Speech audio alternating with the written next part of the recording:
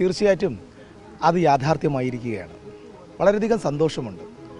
കഴിഞ്ഞ 106 ദിവസത്തിന് മുമ്പ് ഈ കണ്ടത്തിൽ വരുമ്പോൾ ഒരു തരിശു ഭൂമിയായിരുന്നു. കൃഷിക്ക് യോജ്യമായിട്ടുള്ള ഒരു പ്രദേശമായിരുന്നില്ല.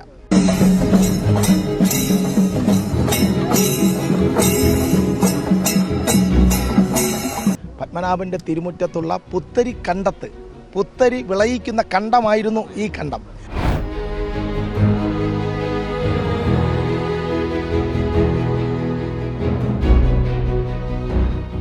ബി രാജേഷിനും അതുപോലെ തന്നെ ചെയർമാനുമാരും ചെയർപേഴ്സൺമാരും കൗൺസിലർമാരും ചുമന്നുകൊണ്ട് നമ്മൾ അവിടെ കിഴക്കേ നടയിൽ സമർപ്പിക്കും.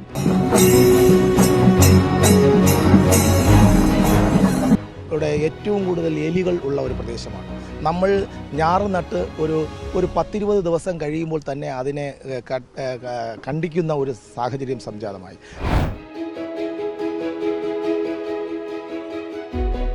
കൃഷി ചെയ്യുന്ന സമയത്ത് അതുപോലെ തന്നെ ഞാറ് നടുന്ന സമയത്ത് 100 മേനി കൊയ്യുമെന്നാണ് പണ്ടുള്ളവർ പരമക്കാർ നമ്മളെ പഠിപ്പിച്ചിട്ടുള്ളത്.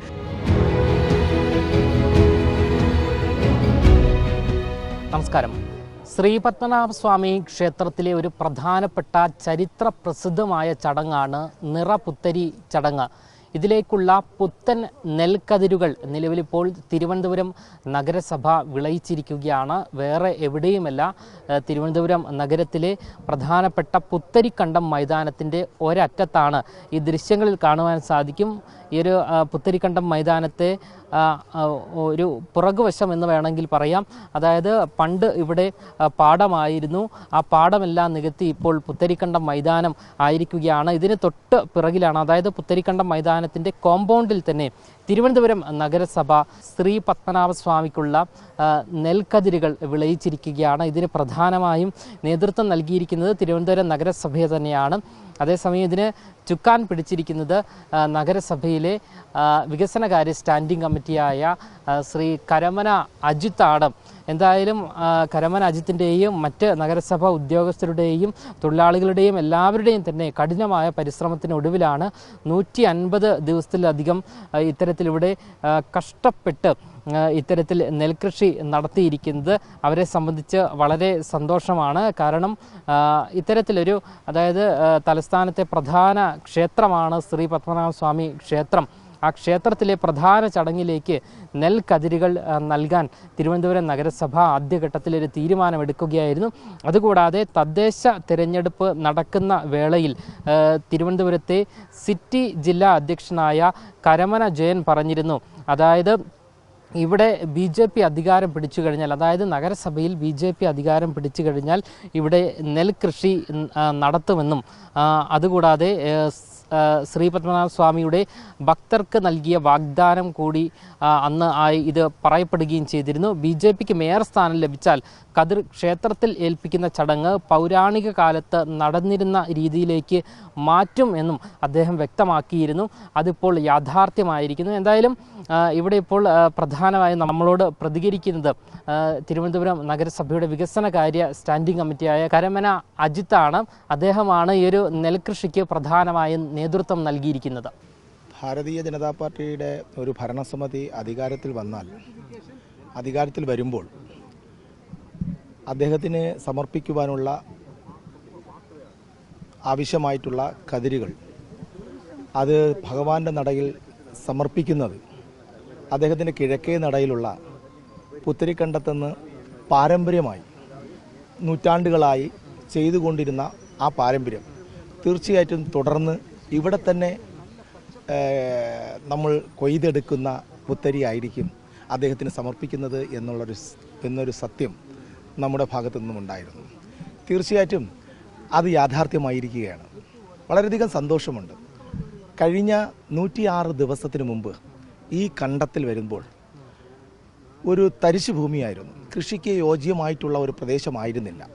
പക്ഷേ ഇവിടെ കഴിഞ്ഞ 105 ദിവസം നമ്മുടെ കർഷകരും അതുപോലെ തന്നെ കൃഷി ഓഫീസർ, സിറ്റി കൃഷി ഓഫീസാണ് ഇതിന് നേതൃത്വം കൊടുത്തത്. കൃഷി ഓഫീസും ആവശ്യമായിട്ടുള്ള വെള്ളം ആരോഗ്യ സ്റ്റാൻഡിംഗ് കമ്മിറ്റിയിൽ നിന്നും വെള്ളവും ഒക്കെ നമുക്ക് ഇവിടെ എത്തിക്കുകയും കൃഷിക്കാരുടെ കഠിനമായ പ്രയത്നത്തിൻ്റെ അടിസ്ഥാനത്തിൽ അതിൻ്റെ നേതൃത്വം കൊടുത്ത നമ്മുടെ പാളയം കൃഷിഭവനിലെ ഉദ്യോഗസ്ഥർ, തീർച്ചയായിട്ടും നമ്മുടെ മേയർ വി രാജേഷ് അദ്ദേഹത്തിൻ്റെ നിർദ്ദേശപ്രകാരം വികസനകാര്യ സ്റ്റാൻഡിംഗ് കമ്മിറ്റിയിലാണ് ഇത് തീർച്ചയായിട്ടും ചെയ്തു തീർക്കേണ്ട കടമയുള്ളത്, ഉത്തരവാദിത്തമുള്ളത്. ആ ഉത്തരവാദിത്തം തീർച്ചയായിട്ടും ഏറ്റെടുത്തുകൊണ്ട് പത്മനാഭന് സമർപ്പിക്കുവാനുള്ള പുത്തിരിക്ക് ആവശ്യമായിട്ടുള്ള നെൽക്കതിര് ഇന്ന് നമ്മൾ 3 മണിക്ക് ഇവിടെ നിന്ന് കൊയ്ത, പുറത്ത് ഒരു കണ്ടത്ത് നിന്ന് കൊണ്ടുവന്നതല്ല. അറിയാലോ, നൂറ്റാണ്ടുകൾക്ക് മുമ്പ് ഈ പ്രദേശത്ത് പത്മനാഭൻ്റെ തിരുമുറ്റത്തുള്ള പുത്തരി കണ്ടത്ത്, പുത്തരി വിളയിക്കുന്ന കണ്ടമായിരുന്നു ഈ കണ്ടം. ആ കണ്ടത്തിൽ നിന്നും നമ്മുടെ ഈ പ്രദേശത്ത്, ആ മിച്ചമുള്ള ഈ പ്രദേശത്ത് തീർച്ചയായിട്ടും കൊയ്തെടുത്തിട്ടുള്ള ഞാറുകൾ നട്ടത് കഴിഞ്ഞ 106 ദിവസത്തിന് മുമ്പായിരുന്നു. അന്ന് ഞാറ് നട്ടത് നമ്മുടെ ആരാധ്യനായ മേയർ വി രാജേഷ് തന്നെയായിരുന്നു. വി രാജേഷിൻ്റെ നേതൃത്വത്തിൽ ഞാറ് നട്ട് ഇന്ന് 106 ദിവസം പിന്നിടുകയാണ്.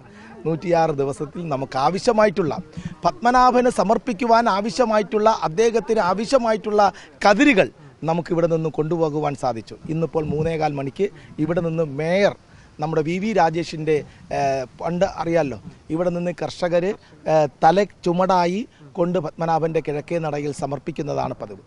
ആ പാരമ്പര്യം, തുടർ പാരമ്പര്യം അതുപോലെ തന്നെ സാക്ഷാത്കരിക്കുന്ന ഒരു നിമിഷമാണ് ഇന്ന് 3:15 ഇവിടെ നിന്ന് തിരിക്കുന്നത്. നമ്മുടെ വി രാജേഷിനും അതുപോലെ തന്നെ ചെയർമാനുമാരും ചെയർപേഴ്സൺമാരും കൗൺസിലർമാരും ചുമന്നുകൊണ്ട് നമ്മൾ അവിടെ കിഴക്കേ നടയിൽ സമർപ്പിക്കും. മഹാരാജാവും അതുപോലെ തന്നെ കേന്ദ്ര പ്രതിനിധിയും സംസ്ഥാന പ്രതിനിധിയും ഒക്കെ തന്ത്രിയുമൊക്കെ ഇത് ഏറ്റുവാങ്ങുവാൻ ഉണ്ടാകും. അത് ആ ശുഭമുഹൂർത്തത്തിന് വേണ്ടി, ആ സന്തോഷ നിമിഷത്തിന് വേണ്ടി നമ്മൾ ഇനി കാത്തിരിക്കുകയാണ്. കൃഷി ചെയ്യുന്നതിനിടയിൽ എന്തെങ്കിലും പ്രതിസന്ധി ഉണ്ടായിരുന്നു? മേയർ പറഞ്ഞതുപോലെ എലിശല്യം പോലുള്ള. തീർച്ചയായിട്ടും അറിയാമല്ലോ, ഈ പ്രദേശം കാണുമ്പോൾ തന്നെ ഇവിടെ ഏറ്റവും കൂടുതൽ എലികൾ ഉള്ള ഒരു പ്രദേശമാണ്. നമ്മൾ ഞാറ് നട്ട് ഒരു 10-20 ദിവസം കഴിയുമ്പോൾ തന്നെ അതിനെ ഖണ്ഡിക്കുന്ന ഒരു സാഹചര്യം സംജാതമായി. തീർച്ചയായിട്ടും അതിന് പ്രതിരോധ പ്രവർത്തനങ്ങൾ കൃഷി വകുപ്പിൻ്റെ ഭാഗത്തു നിന്നും ഉണ്ടായി. അതിൻ്റെ കണ്ണിലെ കൃഷ്ണമണി പോലെ കാത്തു സൂക്ഷിച്ചുകൊണ്ട് ആണ് നമ്മുടെ ഈ പാടത്ത് നമ്മൾ കൊയ്തെടുക്കുവാൻ നമുക്ക് സാധിച്ചത്.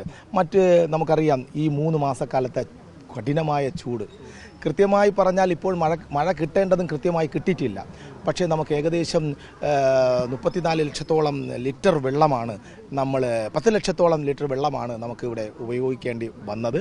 തീർച്ചയായിട്ടും ആ 10 ലക്ഷം ലിറ്റർ വെള്ളം നമ്മൾ മറ്റു ഭാഗങ്ങൾ, കുടിവെള്ളമല്ല കേട്ടോ, പറഞ്ഞത് അറിയാം, കുടിവെള്ളമല്ല, നമുക്ക് കൃഷിക്ക് അനുയോജ്യമായ വെള്ളം നമ്മൾ ശേഖരിക്കുകയും അവിടെ പമ്പ് ചെയ്ത് നമ്മൾ എപ്പോഴും ഒരു കൃഷി ചെയ്യുമ്പോൾ എങ്ങനെയാണ്, അല്ലെങ്കിൽ നെൽപ്പാടത്തിൽ എങ്ങനെയാണ് ജലം തങ്ങി നിൽക്കേണ്ടത്, ആ തരത്തിലേക്ക് കണ്ണിലെ കൃഷ്ണമണി പോലെ കാത്തു സൂക്ഷിച്ചുകൊണ്ട് ആ ഞാറുകളെ കതിരുകളാക്കി എടുക്കുവാൻ തിരുവനന്തപുരം നഗരസഭയ്ക്ക് സാധിച്ചതിൽ തീർച്ചയായിട്ടും ഭഗവാന്റെ, നമ്മുടെ ആരുടെയും കഴിവല്ല, ഇത് പത്മനാഭസ്വാമിയുടെ അദ്ദേഹത്തിന് ആവശ്യമായിട്ടുള്ള, അദ്ദേഹം തന്നെ ഇവിടെ നിന്ന് വിളയിച്ചെടുത്തു എന്ന് മാത്രമാണ് ഈ അവസരത്തിൽ എനിക്ക്. എന്തായാലും ഏറെ പരിമിതികൾക്കുള്ളിലാണ് ഈ കൃഷി ചെയ്തിരിക്കുന്നത്. തീർച്ചയായിട്ടും പരിമിതി, നമുക്ക് ഇവിടെ വെള്ളത്തിൻ്റെ ദൗർലഭ്യം നമുക്കിവിടെ ഉണ്ട്. തീർച്ചയായിട്ടും ഇവിടെ ഒരു കിണറുണ്ട്, ആ കിണറിനെ നവീകരിക്കണം. പ്രത്യേകിച്ച് ഭഗവാൻ തന്നെ നമുക്ക്, പ്രകൃതി തന്നെ നമുക്കൊരു കുളം തന്നിട്ടുണ്ട്. ആ ഭാഗത്തൊരു കുളമുണ്ട്, ആ കുളം നവീകരിക്കണം. അതുപോലെ തന്നെ ഈ പ്രദേശം ആ കൃഷിക്ക് അനുയോജ്യമാക്കി ആക്കേണ്ടതുണ്ട്. അതുപോലെ തന്നെ നെൽകൃഷി ചെയ്യുമ്പോൾ അതിന് പ്രത്യേകതരം മണ്ണാണ് നമുക്ക്, ഇതുപോലെ പൂഴി മണ്ണല്ല നമുക്ക് ആവശ്യം, പിന്നെ പ്രത്യേകതരം മണ്ണാണ്. അത് കൃഷി ഓഫീസർമാരും മറ്റും അത് പറയുകയുണ്ടായി. തീർച്ചയായിട്ടും അത്തരത്തിലുള്ള മണ്ണ് നമുക്ക് ഇവിടെ ഡംപ് ചെയ്യേണ്ടതായിട്ടുണ്ട്. ഇതൊരു ഈ പ്രാവശ്യത്തെ ഇതിപ്പോൾ നമ്മൾ പഠിച്ചതേ ഉള്ളൂ. നമ്മളെന്നും കൃഷിക്കാരല്ല, അറിയാം, ആദ്യഘട്ടമാണ്. നമ്മൾ ഉള്ളതുപോലെ പറയണമല്ലോ, നമ്മളൊന്നും കൃഷിക്കാരല്ല. പക്ഷേ നമ്മളെ സംബന്ധിച്ചിടത്തോളം ഈ വർഷം നമ്മൾ പഠിക്കുകയാണ് ചെയ്തത്. ഇനി ഞാറ്റുവേല സമയത്ത് നമ്മൾ കതിരുകൾ നമ്മൾ കൃഷി ചെയ്യുന്ന സമയത്ത്, അതുപോലെ തന്നെ ഞാറ് നടുന്ന സമയത്ത് 100 മേനി കൊയ്യുമെന്നാണ് പണ്ടുള്ളവർ, പരമക്കാർ നമ്മളെ പഠിപ്പിച്ചിട്ടുള്ളത്. തീർച്ചയായിട്ടും ഞാറ്റുവേല ആ സമയങ്ങളിൽ, തിരുവാതിര ഞാറ്റുവേല സമയത്തൊക്കെ നമ്മൾ ഈ പ്രദേശത്ത് വരികയുണ്ടായി. തീർച്ചയായിട്ടും വളരെ തല ഉയർത്തി നിൽക്കുന്ന നെൽപ്പാടത്തെയാണ് നമുക്ക് കാണാൻ സാധിച്ചത്. വളരെയധികം സന്തോഷമുണ്ട്. ഭഗവാന്റെ എല്ലാ അനുഗ്രഹങ്ങളും ലഭിച്ചു എന്നാണ് ഞാൻ മനസ്സിലാക്കുന്നത്. അടുത്ത നിറപുത്തരിക്ക് കൂടുതൽ നെൽകൃഷി നടത്താനുള്ള പ്ലാനോ അങ്ങനെ എന്തെങ്കിലും? തീർച്ചയായിട്ടും ഈ പ്രദേശം മുഴുവൻ നെൽകൃഷിക്ക് അനുയോജ്യമായ പ്രദേശമാക്കി മാറ്റുക എന്നുള്ളതാണ്. മറ്റൊന്ന്, നമ്മളെ സംബന്ധിച്ചിടത്തോളം 2 തെങ്ങുണ്ട്. നമ്മൾ വേട്ട ചെയ്യുന്ന സമയത്ത് അമ്പ് ചെയ്യുന്നത് ഈ പറയുന്ന പ്രത്യേകതരം തെങ്ങിൻ്റെ കൊലയാണ് നമുക്ക് അതിൻ്റെ ആവശ്യം. തെങ്ങിൻ കൊലയാണ് ആവശ്യം.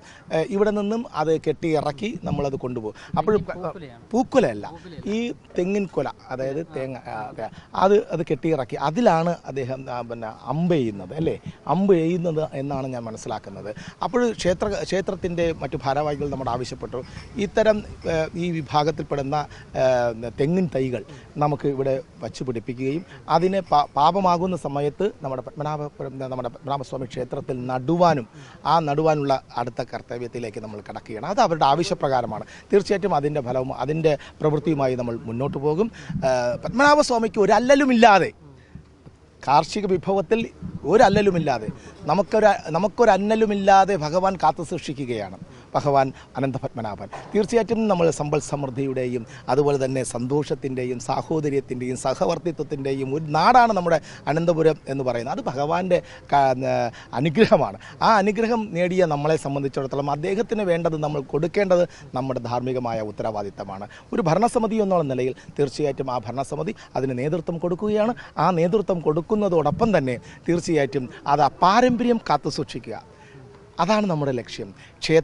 ക്ഷേത്ര പാരമ്പര്യവും അതുപോലെ തന്നെ കാർഷിക പാരമ്പര്യവും കാത്തു സൂക്ഷിക്കുക എന്നുള്ള ലക്ഷ്യത്തോടു കൂടി നമ്മൾ പ്രവർത്തിക്കുകയാണ്. തീർച്ചയായിട്ടും വികസനത്തോടൊപ്പം തന്നെ കാർഷിക വിപ്ലവം സൃഷ്ടിക്കുക എന്നുള്ളതാണ് തിരുവനന്തപുരം നഗരസഭയുടെ മറ്റൊരു ലക്ഷ്യം. ആ ലക്ഷ്യത്തിലേക്ക് നമ്മൾ മുന്നേറിക്കൊണ്ടിരിക്കുകയാണ്. തീർച്ചയായിട്ടും അത് സാധിക്കും എന്നുള്ളത് തന്നെയാണ് നമ്മുടെ പരിപൂർണ വിശ്വാസം.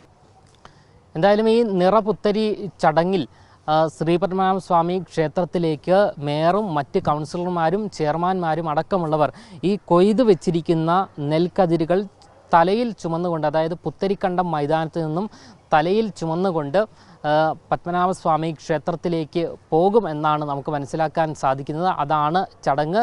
അപ്പോൾ ആ ക്ഷേത്രത്തിൽ തന്ത്രിയും അതുകൂടാതെ തിരുവിതാംകൂർ രാജവംശത്തിൽ ഉള്ളവരും അവിടെ ഉണ്ടാകും. അവരാണ് ഈ നെൽക്കതിരുകൾ ഏറ്റുവാങ്ങുക. ഇതാണ് പ്രധാനമായും നിറപുത്തരി ചടങ്ങ് അല്ലെങ്കിൽ നിറപുത്തരി ഉത്സവം എന്ന് അറിയപ്പെടുന്നത്. ആ ഒരു ചടങ്ങിന് ഒരു ഭാഗമാകാൻ തിരുവനന്തപുരം നഗരസഭ പ്രധാന കണ്ണിയായിരിക്കുന്നു. അതായത് നെൽകൃഷി നടത്തി ആ നെല്ല് പത്മനാഭസ്വാമിക്ക് സമർപ്പിക്കുകയാണ്. ക്യാമറമാൻ ആഷിക്കിനൊപ്പം അമൽ രുദ്ര, മറുനാടൻ മലയാളി, തിരുവനന്തപുരം.